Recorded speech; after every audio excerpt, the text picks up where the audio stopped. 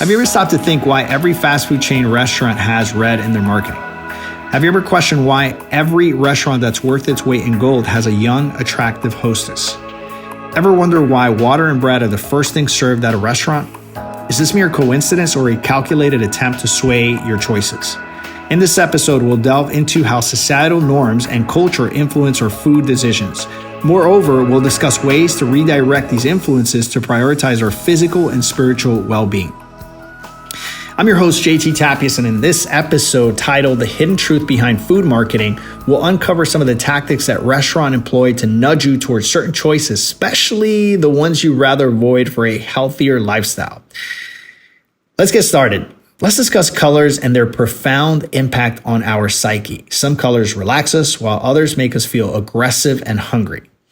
One reason most fast food chains incorporate red in their marketing is because red stimulates hunger. Brands like Chick-fil-A, Burger King, KFC, McDonald's, Domino's Pizza, and more prominently feature red in their branding.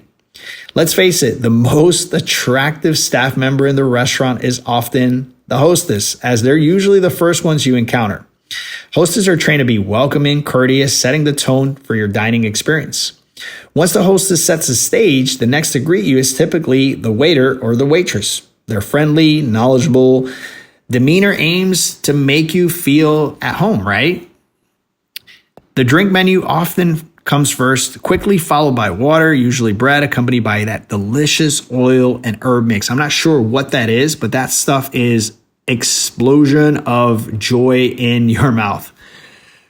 What most people might not understand from a physiological standpoint is that consuming high-impact carbs like bread causes a significant spike in insulin. This, my friend, is a bomb in your brain of dopamine. If you were hungry before entering the restaurant, now you are famished and the entire menu seems enticing.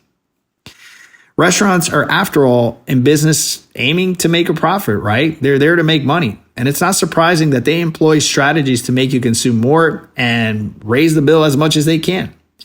Moreover, the addition of sugar, carbs, and salt, all the yummy things in the dishes ensure that you will be coming back again and again and again.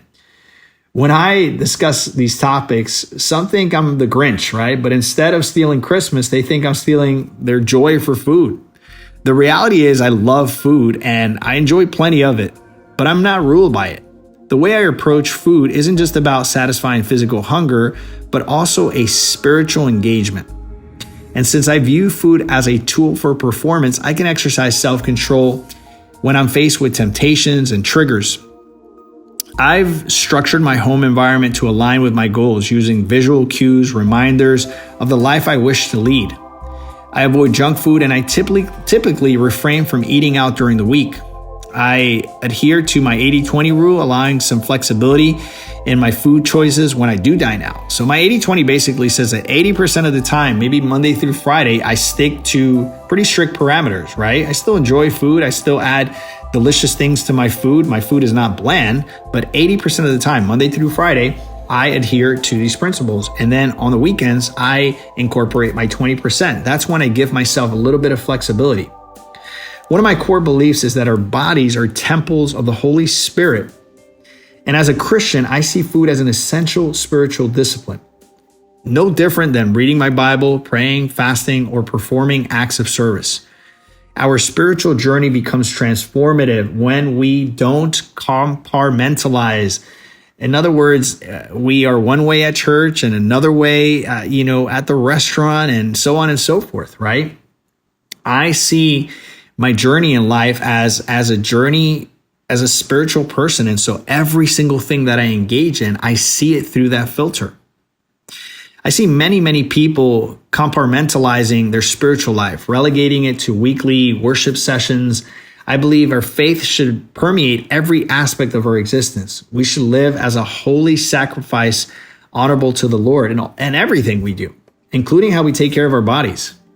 So the next time you're faced with a bunch of temptations that restaurants have to offer, remember what the Apostle Paul said in Romans chapter 12, verse 2. He said, "Do not be conformed to this world, but be transformed by the renewal of your mind, that by testing you may discern what is the will of God, what is good, acceptable, and perfect." I hope this episode not only highlights the pitfalls of temptations and triggers that are present everywhere, especially in restaurants, right? I think it was pretty convicting to see these different things that restaurants do to really lure us in. And so I hope this instills a sense of conviction, prompting you to view food as more than mere sustenance, but as a spiritual discipline, as something that is part of your spiritual walk. Remember that there's a reason why we actually pray when we eat, why we say grace, right? It's a spiritual discipline. I want to leave you with this thought. There's 66 books in the Holy Bible. And one of the predominant themes in these books is money and food, right? You see it from the Old Testament into the New Testament everywhere. And the reason for that, I believe, is because food, very much like money, is a spiritual thing. It is to be stewarded in a faithful way. Just like we steward our money, we should steward our body. And if in any way, shape, or form, you're leaning onto food as a crutch, as a way to alleviate some of the friction, some of the tension, some of the adversity of life, then I'm here to say, I feel for you. I understand that life can be challenging. But when we are leaning on something outside of God for comfort, that, my friend, is called sin.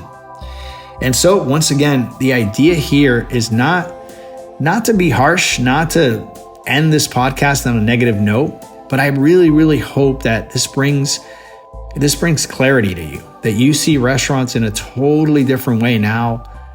Whenever you walk into one, whenever you see a restaurant, now you can think of it as them trying to lure you in to eat all the wrong things. And so that doesn't mean you can't visit a restaurant. That just means that you need to be prepared, right? Number one, in prayer. Number two, and making sure that you go there with a very specific idea of what you're looking to eat. And maybe it's one of those days where you're practicing your 20% and you want to, let loose a little bit, and that's okay, as long as you proactively make that choice. And so, my friends, I hope you enjoyed this episode. And these are some of the things that I speak to my clients about inside of the Empty Your Bucket nutrition plan. Some of the things that I make them aware of, because I believe clarity is potential power. And I say potential because true power is actually having the clarity and taking action. And so I hope that this has brought clarity. More importantly, I hope you take action with these things that you learned today. And I hope you enjoyed the episode. My name is JT Tapias with an idol called food. I'll talk to you guys soon. Ciao, ciao.